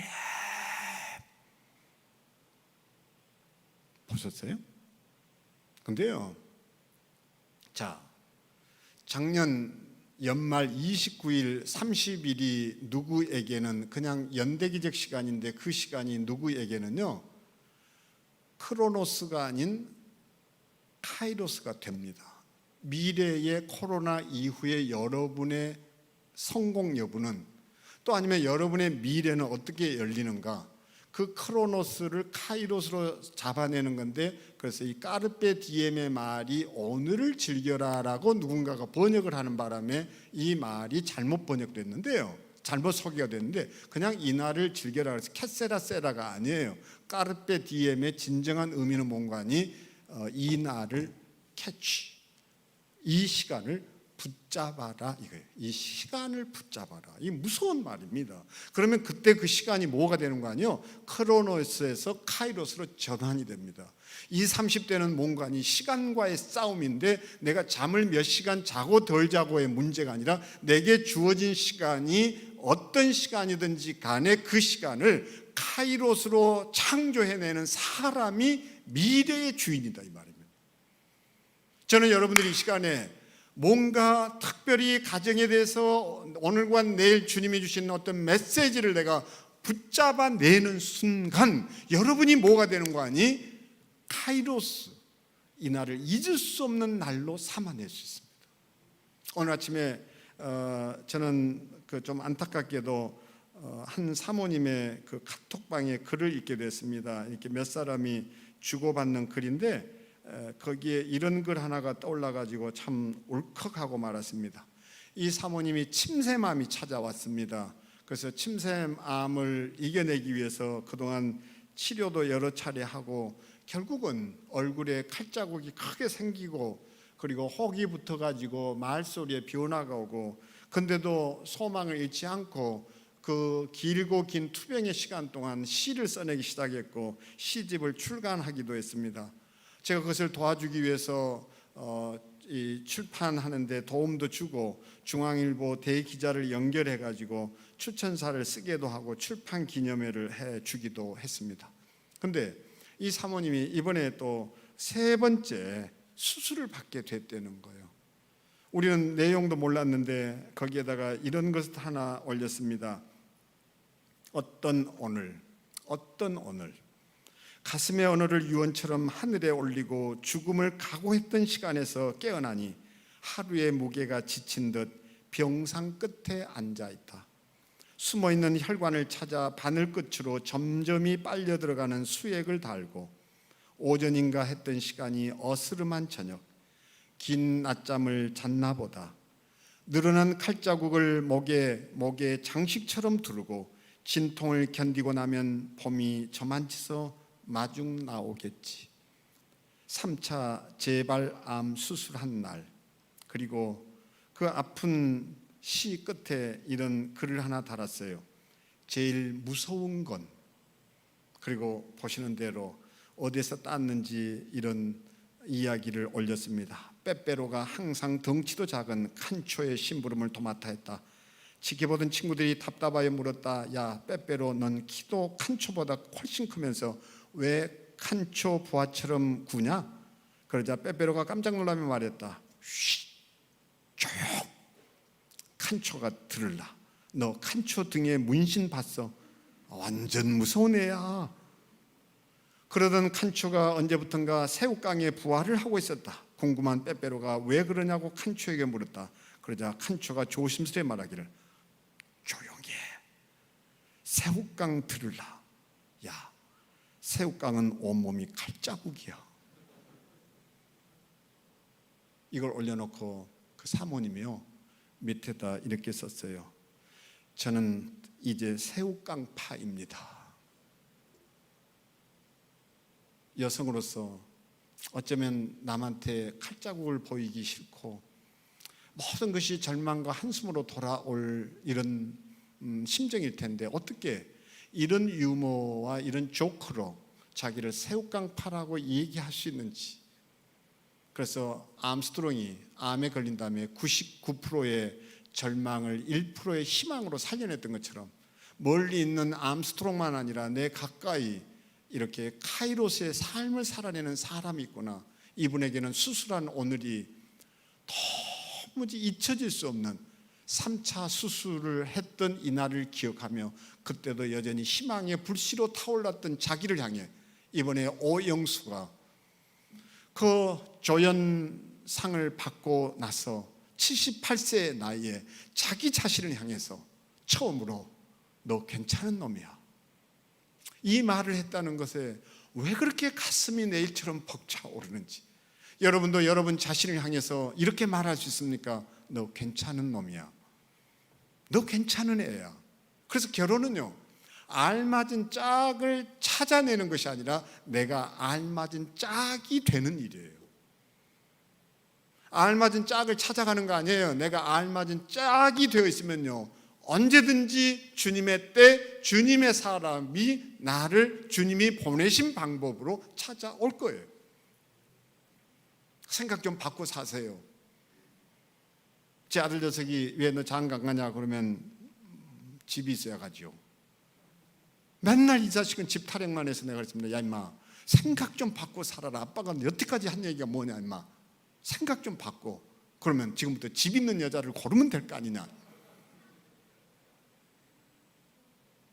근데 모르겠어요, 어떤 일이 벌어질는지. 본인이 같은 결심을 품었다면 분명히 그 얘기가 내 아이에게는 카이로스의 시간으로 전환된 날로 기억이 될 거예요. 저는 여러분들 20, 30대 젊은이들이 정말 여기 나의 시간과 주님의 시간이 다를 때 무슨 시간 편에 설 건가, 이것을 다시 고민해 볼 수 있게 되기를 바랍니다. 남들이 얘기하는 시간은 다 때가 되니까 장가가고 시집가고, 나도 시간이 되면 그 장가가고 시집갈 거다가 아니라 나는 언제 어떤 날을 나의 인생의 카이로스로 내가 붙잡아 낼 것인가, 그게 여러분의 까르페 디엠이라 이렇게 얘기할 수 있습니다. 아멘. 거기다가 한번 보세요. 놀랍게도 그 요한복음 11장에는 또 어떤 일이 벌어집니까? 실제로 나사로가 죽습니다. 죽음의 주제가 두 번째 등장 그대로 해요. 죽습니다. 근데 예수께서는 이 순간을 참 재미나게 묘사합니다. 뭐라고 얘기하는 거 아니? 나사로가 잠들었다 하시니. 그래서 한자를 꺼내자면요, 우리가 깊은 잠에 빠져드는 것을 꿀잠이라고 얘기하는데 이걸 숙면이라 합니다. 그래서 잠은 깨어나게 될 죽음이에요. 죽음은 일어나지 못할 잠이에요. 그래서 영면입니다. 영원한 잠이에요. 근데 이 말을 누가 하셨는가? 주님이 하신 거예요. 영면. 그가 잠들었다, 이게 죽음이에요. 여러분들이 살면서요, 정말 죽음을 3인칭의 죽음에서 1인칭의 죽음으로 바꾸는 훈련을 꼭 해볼 수 있게 되기를 바랍니다. 적어도 2인칭의 죽음으로 말이에요. 무슨 얘기예요? 세월호 사건 누구도 주목 안 했어요. 안 한 거 아니에요. 남의 죽음, 그들의 죽음이에요. 3인칭의 죽음이에요. 3인칭의 죽음은 같이 잠시 아파하지만 잊혀집니다. 있습니다. 그리고 더 이상 떠올리지도 않습니다. 근데요, 정작 이 3인칭의 죽음이 우리에게 2인칭으로 다가올 때는 달라져요. 아버지가 돌아가세요. 그럼 우리는 가슴을 칩니다. 옵니다. 이번에도 앞에 얘기했던 그 자매는 아빠를 잃고 나서야 아빠가 그렇게 좋아하셨던 간식 앞에서 많이 울어요. 그리고 아빠가 얼마나 짐을 지고 가셨을지. 그러니까 누구도 이 아빠의 죽음을 기억하지 않지만요, 이 딸은 아빠가 돌아가신 날을 기억을 하고 그 날을 찾아오지요. 그리고 그 날은 자기 옷깃을 여미죠. 기념하는 날이 돼요. 시간을 붙잡았기 때문에 그 날은 아버지가 천국에 입학한 날이어서 이 아이에게는 이게 카이로스의 시간이에요. 근데 그 죽음 앞에서 이 2인칭의 죽음도 아닌 1인칭의 죽음을 한번 생각해 본 일이 있냐 이거. 1인칭의 죽음은 뭐예요? 딱 한마디로 얘기하면 내가 이제 죽게 됐다 이거예요. 그럼 여러분 어떤 삶의 자세로 살아가실 것 같아요? 저 같으면요, 요즘 그런 죽음 묵상을 하기 위해서 저만의 성지를 마련했습니다. 뭐가 저만의 성지인고 하니 숲속을 이렇게 거닐다가 어느 날 거기서 발견한 게 하나 있었는데 묘지였어요. 나도 모르게 흠칫 놀랐어요. 근데 제가 제 아버님 어머님 모시고 대학로에 가서 이제 염쟁이 유씨 그 연극을 관람을 했는데 아버님하고 나오면서 이제 죽음에 대한 얘기를 참 많이 해봤습니다. 처음으로. 근데 그 대사가 하나 기억나는 게 있었는데 그 대사가 뭔가 하니 이거였어요. 늘 시신을 다루는 염쟁이 유씨한테 다가가서 이렇게 묻습니다. 시체가 안 무서워요? 시체가 안 무서워요? 근데 그 염쟁이 유식하는 기막힌 대사가 이겁니다. 죽은 사람이 해코지하는 거 봤어? 산 사람이 무섭지 죽은 사람은 안 무서워. 그러니까 생각을 바꾸니까요, 요즘 염쟁이는 어떻습니까? 모두 다 남성들이 하는 세상이라고 얘기했는데 나는 여성들이 그 염하는 일에 뛰어든 거 보고 정말 박수 쳐주고 싶었어요. 왜 그게 기피해야 될 일입니까? 죽음 앞에 서는 것이 뭐가 두렵습니까? 그렇잖아요? 근데 저부터도 제 어머니가 이제 89세인데요, 약속하고 제 스스로 다짐한 거 하나 있었어요. 내 어머니 돌아가시면 낯선 남자의 손에 내 어머니 안 맡겨드리고 싶었어요. 아무리 느끼지 못하는 엄마이지만, 그리고 영원히 떠났지만 어머니의 존엄함에 대해서 자식의 반역이라고 생각했습니다. 어머니는 벌거숭이 나를 씻겨주고 똥도 닦아주고 뭐 이랬을 텐데 내 어머니의 마지막 그 몸을 내가 세신해 줄 수는 없는 걸까? 그렇게 해서 저는 제 어머니를 제 손으로 닦아야 되겠다고 결심했습니다. 그렇게 해서 염을 익히고 배웠어요. 근데 코로나가 오면서 염이 필요 없다는 것을 알게 됐습니다. 사후 메이크업만 가지고 충분하구나. 나는 내 어머니 사후 메이크업을 제가 하고 싶어요. 소독하는 거 제가 하고 싶어요. 다른 남자의 손에 맡기고 싶지 않았어요. 낯선 남자에게. 그래서 여성 염습쟁이가 나타났다는데 나도 모르게 박수하고 환호도 했습니다. 근데 중요한 것은 이렇게 우리는 너무 편견이 많다는 거예요. 죽음이 왜 두렵냐는 거예요. 제가 발견한, 그래서 무덤을 찾아가서 저는 늘 생각하곤 합니다. 아내하고 싸워서, 나도 싸울 때가 있으니까 속이 상해서 기분이 뒤틀리고 나도 모를 우울증이 찾아오면 다른 데를 찾지 않고 제만의 성지, 제가 발견해 놓은 숲속의 무덤을 찾아가서 그 무덤 가에 앉아서 메멘토 모리를 외칩니다. 죽음을 기억하라. 죽음을 기억하라. 그 1인칭의 죽음으로 내가 죽음 앞에 섰을 때 나도 모르게 마음이 가라앉습니다. 화를 가라앉힐 수 있어요. 슬픔도 가라앉아요. 무슨 얘기입니까? 내가 내일 죽을 건데 마누라한테 그냥 치약 잘못 썼다고 지랄하다가 내가 갈 건가? 이런 생각을 하면요, 그래, 하나님이 하실 일을 내가 미워하고 저 자식 저거 반드시 보복해야 되겠다는 마음들조차도 내일 죽을 건데 싶으면 용서 안 될 사람이 없는 듯하고요. 근데 여러분에게 죽음은 나와 상관없다가 아니라 종종 죽음 묵상을 해보세요. 죽음, 여러분은 앞으로 계속 맞닥뜨릴 거예요. 아버님이 돌아가시기도 하고 어머니가 돌아가시기도 하고 가까운 지인들이 돌아가기도 하고, 죽음은요, 노골적으로 얘기하면 헛기침을 하고 찾아온 일이 없습니다. 다시 말하면 우리는 누군가의 집에 들어갈 때 소리를 냅니다. 내가 찾아왔다는 걸 알려서 상대방이 당황하지 않도록. 그래서 헛기침의 기능은요, 나를 알려주는 시그널이에요. 근데 옛날 우리 어르신들은 사극 같은 거 보면 여봐라 이렇게 외쳤잖아요. 내 왔다 이거예요. 준비하려는 얘기잖아요. 근데 죽음은요, 헛기침을 하고 찾아온 일이 없어요. 3살짜리 아이도 죽고 엄마 뱃속에서도 죽어요. 지난 연말에는 많은 죽음을 맞이했는데 4대 독자인 3살짜리 아이가 폐 기능으로 죽었어요. 인공폐를 설치해서 숨을 쉬어야 되는데 결국은 인공폐가 아이 몸이 자라는 만큼 새 것으로 늘 교체해서 그 용량을 높여줘야 되는데 몸을 가르고 칼을 댄다는 게 얼마나 고통스럽겠습니까? 끝내 그 아이가 2번의 수술을 견디지 못하고 눈을 감았습니다. 4대 독자 아이를 떠나보낼 때 부모 심정은 어땠을 것 같습니까? 죽음은 나이 든 사람에게만 찾아오는 거 아니에요. 어느 날 불현듯 심정지로 세상을 다시 보지 못할 수도 있어요. 그래서 옛 사람들은 온유를 가리키기에 앞서서, 그냥 겸손을 가리키기에 앞서서 메멘토 모리를 외치게 했습니다. 슬픔, 결국은 마리아 마르다가 울죠. 마리아가 예수님도 곁에서 우셨습니다. 슬픔이 뭘까요? 제 손녀는 울음으로 세상을 시작했습니다. 인생을 시작한 게 울음이에요. 떠날 때는 본인은 울지 않지만 결국 이웃 사람들의 눈물로 생을 마감합니다. 저는 이제 사람들의 눈물 속에 떠날 거예요. 그렇잖아요? 그래서 이렇게 말하죠. 내가 태어날 때 나는 울었다. 모든 사람들이 웃고 있었다. 내가 세상 떠날 때 나는 웃고 있다. 모든 사람들이 울고 있다. 그러면 행복한 인생이려니 그랬습니다. 인생은 눈물로 시작해서 눈물로 마칩니다. 우리는 사랑하는 일을 잃게 되었을 때 슬퍼합니다. 슬픔이 뭘까요?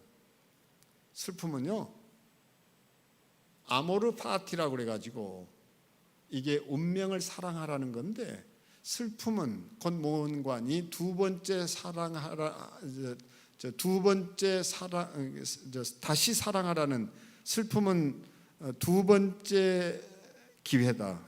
다시 사랑하라는 두 번째 기회다. 이런 말이 있습니다. 악마는 울지 않습니다. 여러분은 눈물이 있습니까? 눈물은 곧 공감이에요. 그러니까 미래 컨텐츠는요, 공감하는 사람들에 의해 만들어질 겁니다.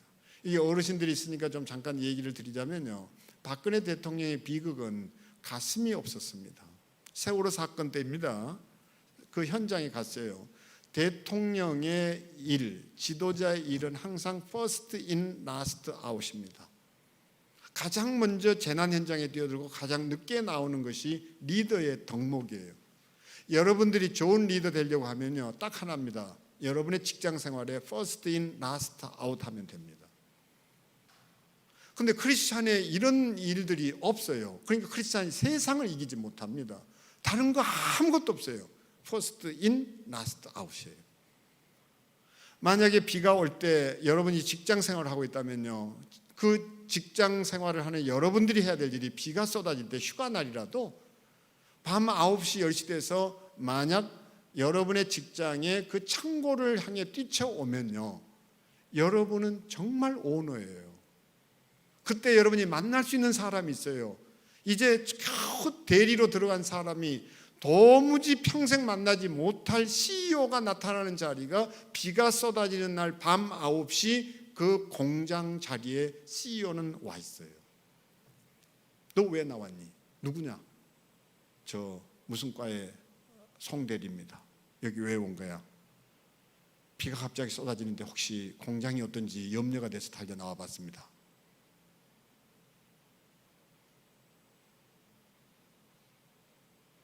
우리는요, 리더십을 잘못 배웠어요. First in, last out이에요. 근데 그런 헌신이 있습니까? 직장에서요, 그 직장 근무 시간에 큐티는 엄청 합니다. 직장 근무 시간에 큐티하면 안 돼요.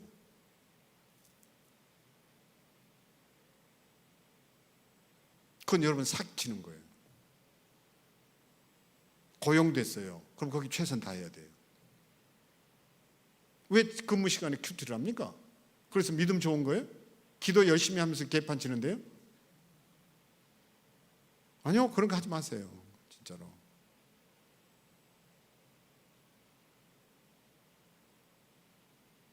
제가 산속에 사는데요, 정말로 뭐 인류대학 출신도 만나보고 뭐 군대에서 장교 출신도 만나보고 했다고 뭐 많은 사람 만나봤는데요, 유학 다녀온 사람도 직원으로 써보고요, 다 부질없어요.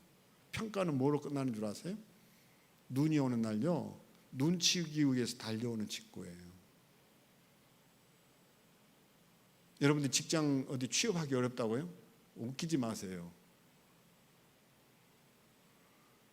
저희 사랑의 교회 교역자 일인데요, 사랑의 교회 교역자 되는 거 진짜 어렵습니다.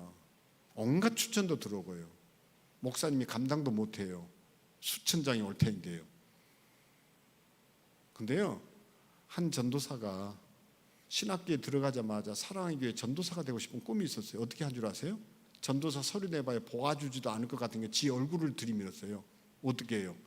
사랑의 교회 평신도로 등록했어요. 신학생이 새가족반 마쳤어요. 그리고 고등부 교사 지원했어요. 교사 누구보다 열심히 했어요. 거기에 선배 목사 눈에 띄었어요. 선생님 하다가 저 신학교 다닙니다. 그랬더니 어느 신학교냐? 후배네? 왜 전도사를 해야 되지 이렇게 교사를 하고 있냐고. 아니요, 목사님 밑에서 제대로 배워보고 싶었어요. 근데 때가 됐어요. 전도사를 뽑는 거예요. 담당 교역자가 추천을 해요. 옥하는 목사님 그거 다 볼 수도 없어요. 야, 누가 줬냐? 이러면 끝이에요. 그럼 얘인데요, 그러면 좋게 써라. 정말 뱀처럼 지혜로우시기를 바랍니다. 아멘. 새해를 이렇게 열었으면 좋겠습니다. 네. 그리고 마지막이 뭐냐? 장래 얘기가 나옵니다. 장래 얘기는 아까 했으니까 그냥 이 정도 하죠. 그런데 중요한 건 네 가지라고 그랬어요. 뭐였죠? 다시 하겠습니다. 미안합니다. 첫째는요, 시간. 그러니까 여러분은 크로노스를 사지 말고 카이로스를 살아라. 두 번째는 뭐죠? 메멘토 모리를 기억해라. 그 다음에 슬픔, 아모르 파티. 그래서 한마디로 말하면 악마는 눈물을 흘리지 않습니다. 저는 여러분들이 감정선을 가지고 살아갔으면 참 좋겠어요. 그래서 슬픔은 한 번 더 사랑하라는 두 번째 기회라. 이렇게 제가 똑바로 얘기할게요. 슬픔은 한 번 더 사랑하라는 두 번째 기회다. 그래서 그런 슬픈 가슴이 있어요. 그러니까 세월호 사건 때 아까 박근혜 전 대통령이 얘기하다가 흘렀는데 자 한번 보세요. 그 먼저 와가지고 연설을 했어야 했는데 좀 늦었어요. 7시간 늦었다. 뭐 7시간 어디서 뭐 했냐. 계속 지금까지 논쟁거리잖아요. 거기에 서서 연설했습니다. 뭐라고 했습니까? 끝까지 만전을 기하겠다. 최선을 다하겠다. 그때 40대를 넘어선 엄마가 연설이 끝나고 연설대에서 내려오는 박 대통령을 향해서 뛰쳐나가요. 그리고 소리쳐요. 내 아이 살려달라고. 그러면요, 남성도 아니고 설사 남성이면 또 어떻습니까? 경호원들이 다 있는데요. 그러면 그 엎어져서 울고 있을 때 정말 박근혜 전 대통령께서 아픈 가슴이 있었다면요, 내려가서 그냥 엎어져 있는 그 어머니를 이렇게 세우면서 같이 붙잡고 앉아서 그냥 흐느껴 울기만 했었어요. 그리고 등만 또닥거리고 한 10여 분간, 아니 5분간만 같이 울어줬어도요, 대통령 가슴에 안겨서 우는 그 엄마의 그 장면이 TV로 비춰지는 동안 전 국민들은 대통령이 정말 아파하고 있고 우리 백성들의 저것을 정말 사랑하는구나 하는 것을 알았을 거예요. 그런데 너무 냉정했어요. 이게 문제예요. 너무 냉정했어요. 적으로 간주된 거예요. 저는 여러분들이 성경에 있는 대로 우는 자들과 함께 울고 웃는 자들과 함께 웃는 그 삶을 이 30대에 꼭 좀 익혀내기를 바랍니다. 아멘. 그리고 마지막이 장래라고 그랬습니다. 당장 여러분의 주제는 아닐지 모르지만 장래 개선해야 합니다. 저는 직업 없다고 하지 말고 우리 크리스천 여성들 가운데서도요, 과감하게 웨딩 플래너가 있듯이 엔딩 플래너 이런 데도 도전하고 여러분이 창직할 수도 있어야 된다고 생각합니다. 이게 여러분의 미래예요. 저는 과일 가게도 하나 꿈꾸는 거 있습니다. 못난 과일만 골라다가 못난 과일 가게 차려서 유통업 해도요, 대박 터뜨릴 수 있다고 생각합니다. 참외도 그냥 팔지 마시고 참 외롭다 이래가지고 파세요. 외로울 때는 이거 드셔야 된다고. 잠 안 오시는 분들한테는 자두 졸려 이래서 자두 파시고요. 그냥 하는 얘기 아니에요. 스토리를 만드세요. 스토리와 함께 여러분의 직업을 창출하세요. 세상을 깜짝 놀라게 할 수 있습니다. 자, 그래서 첫날 얘기가 이렇게 길어졌지만 정말 여러분들은 새로운 세상을 살게 되기를 바랍니다. 그래서 다시 빔 프로젝트로 돌아와서 좀 설명을 몇 개 더 하겠습니다. 좀 화면 좀 부탁드립니다. 네, 자, 그래서 여기 보시는 대로 이 코로나가 바꿔놓은 세상이 이제 이거지 않습니까? 저게 이 왕관, 크라운이라는 거 아시죠? 그렇죠? 역설적이에요. 코로나가 우리에게 왕관을 씌워줄 거라고 저는 확신합니다. 우리의 인생에 왕관을 씌워줄 거다. 그것은 여러분들이 크로노스를 카이로스로 바꿀 거냐 아니냐, 시간의 답이 있고 여러분이 정말 죽을 각오로 뭔가 덤벼드는 게 있는가, 절박함이 있는가, 뭐 이런 얘기도 할 수 있을 테고, 뿐만 아니라 그 슬픔을 어떻게 승화시키느냐 하는 것도 답이 있겠죠. 자, 그래서 코로나 이전과 이후죠. 19년에는 사람이 동물들을, 갇혀있는 동물들을 구경했는데 2020년 코로나가 오면서 동물들이 지금 집에 갇혀있는 사람들을 쳐다보고 구경하게 됐습니다. 동물원이 바뀌어 있습니다. 나는 엄청 웃었는데 여러분들은. 그래서 이제 코로나 이전 세대와 이후 세대가 분명히 나뉠 것이다. 이 2년이 여러분에게 여러분의 인생을 어떻게 담금질하고 있고, 여러분의 인생을 어떻게 발효시키고 있으며, 여러분의 인생을 어떻게 떨지 않은 숙성의 기간으로 만들고 있는지, 또 이것이 언제까지 갈 건지 시간만 타다면서 흘러오는 시간으로 보내지 말고 이 시간을 크로노스에서 카이로스로 전환시키는 노력이 있게 되기를 바랍니다. 필리핀에서 결혼 장면인데 마스크를 쓰고 이제 결혼식을 해야 되는, 그래서 여기 보시는 대로 집안에 갇혀서 집콕적이 되다 보니까 머리는 길고, 아이가 엄마한테 그러죠. 맘, 우리 미장원 가야 되는 거 아니냐고, 헤어컷 하자. 그랬더니 엄마가 대답하죠. I'm dead. I'm dead. 나 아빠야. 머리가 길어가지고. 자, 너무 희화적이죠.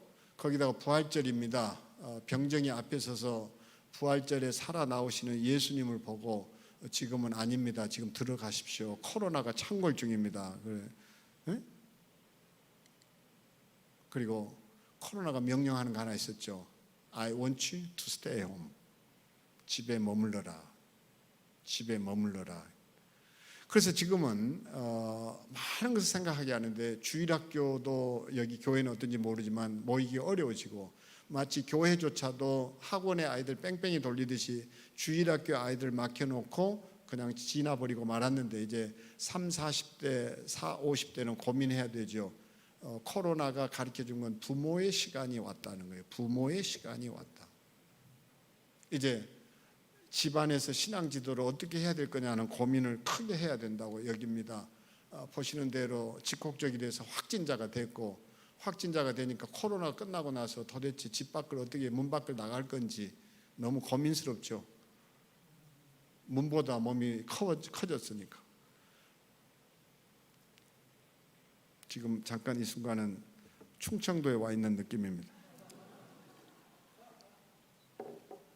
자, 그래서 아리스토텔레스가 이런 얘기를 하죠. 조음이란 뭐냐? 굿, 조음. 이것을 우리는 미학이라 얘기하는데, 이 조음을 이렇게 풀이를 하죠. 미학의 기본은 첫째 감동적이거나, 둘째 쓸모 있거나, 셋째 재미있어야 한다. 그러면 코로나도 저게 우리에게는 아름다움으로 바뀔 거다. 아니, 코로나보다 더한 재난이 우리에게 찾아올 수도 있는데 우리는 그것을 이렇게 바꿔 놓을 수 있을 거다, 이렇게 얘기하겠습니다. 내일 우리는 이 일에 대한 답을 찾고, 그리고 적어도 우리가 어떻게 신혼을 살아낼 건지 좀 이런 얘기를 오전 시간에 갖도록 그렇게 하겠습니다. 오늘 나눴던 얘기는 정말 20, 30대에 꼭 한번 새겨드려야 될 미래의 가장 중요한 컨텐츠 4가지를 설명드렸습니다. 이것이 여러분의 생애에 큰 기초가 되고 여러분의 새로운 삶의 신앙의 문법이 되기를 바랍니다. 이 4가지를 모른다면 우리의 20대는 참 불행할 수밖에 없고 30대는 희망이 없을 거다. 근데 이 4가지를 꼭 붙잡을 수 있기를 다시 한번 당부합니다. 첫째가 뭐죠? 시간. 둘째가 죽음. 셋째 슬픔. 넷째 장례. 그래서 장례를 행할 수 있는 동물은 인간밖에 없어요. 역시 아리스토텔레스가 했던 유명한 얘기입니다. 장례는 그 집안의 마지막 품격이라 그러고, 사람이 동물은 아니지만 동물이 사람은 아니죠. 사람이 동물이지만 동물이 사람은 아니에요. 그 장례 속에 그 인생의 요약이 있습니다. 그래서 이 창세기 48장, 49장, 50장이 결국 장례의 이야기예요. 무섭습니다, 창세기가. 새로운 삶의 시작, 나그네 생활에 종지부를 찍고 새 인생이 펼쳐지는 너무 아름다운 서사가 창세기 48장, 49장, 50장이에요. 그래서 이 4가지를 자크 아탈리가 얘기했던 문화 컨텐츠로 다시 되새김질하면서 우리 미학에 눈뜨고 결혼 생활의 기초를 쌓는 일을 내일 계속 이어가 보겠습니다. 질문 있으면 몇 사람 받겠습니다. 젊은이들하고 토크니까. 저 얘기는 빨리 끝내도 좋다라는 사인으로 저 재채기는.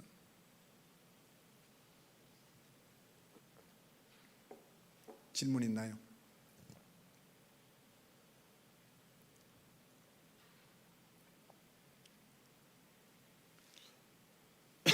그러면 오늘 고민하셨다가 내일 물으셔도 좋고, 또 내일 강의를 통해서 좀 궁금한 거 또 해답도 없고 또 질문도 내일 또 한번 기회를 가져서 나눌 수 있게 되기를 바랍니다. 기도하겠습니다. 이 코로나 시기에 모든 사람들이 두려움에 떨어 암담한 미래 앞에 슬픔과 고민과 우울에 빠져들기도 합니다. 그러나 울산 동해교회 성도들, 특히 젊은이들을 이렇게 모아주시고 잠깐이지만 미래에 펼쳐질 컨텐츠를 다시 고민해보고 이것이 우리 인생과 삶의 문법이 되게 해주시니 감사합니다. 이 기본 문법 잘 익혀서 우리 인생길의 어둠을 잘 헤쳐나가게 하시고 또 이 나침반이 우리에게 여전히 북을 가르치는 좋은 기회와 방향이 되기를 소망합니다. 우리가 흔들릴 수는 있지만 끝내 북쪽을 가리키는 나침반처럼 자성을 잃지 않는 저희 되게 하옵시고 회복 탄력성을 가지고서 멋지게 우리의 미래를 설계하는 젊은이들 되게 해 주옵소서. 함께해 주신 주님, 또 내일 이어지는 세미나를 통해서 다시 한번 가정의 미래를 아름답게 설계하고 꿈꾸게 해 주옵소서. 우리 주 예수 그리스도 이름으로 기도하옵나이다. 아멘.